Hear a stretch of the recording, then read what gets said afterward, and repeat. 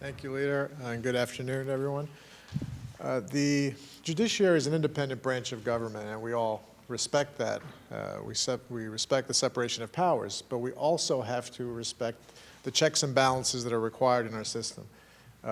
Just because they are independent does not mean they should be unaccountable, and the bills that I have in this package all have one thread in common, and that is to shed light and let the public know what is going on as it relates to the judicial branch. One of the bills is most salient, given what the experience we went through a couple of months ago. It would require lobbying on nominations to be subject to the same lobbying rules as lobbying on legislation would be.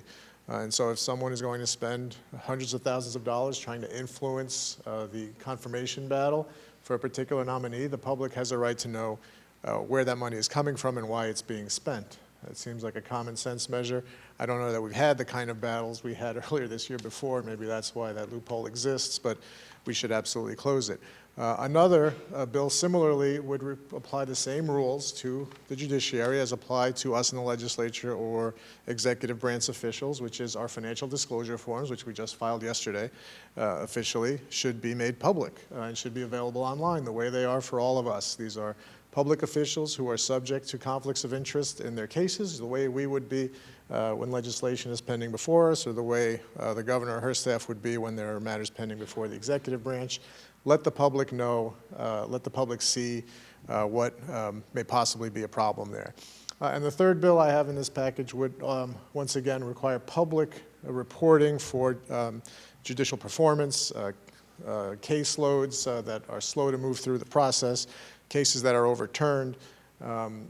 Again, letting the public know how the judiciary is performing, and there can be nothing bad about having public disclosure and public information out there as it relates to one of the three branches of government. The other two branches do it. You guys are on us all the time, scrutinizing us with information that's made public, and our judges should be no exception to that.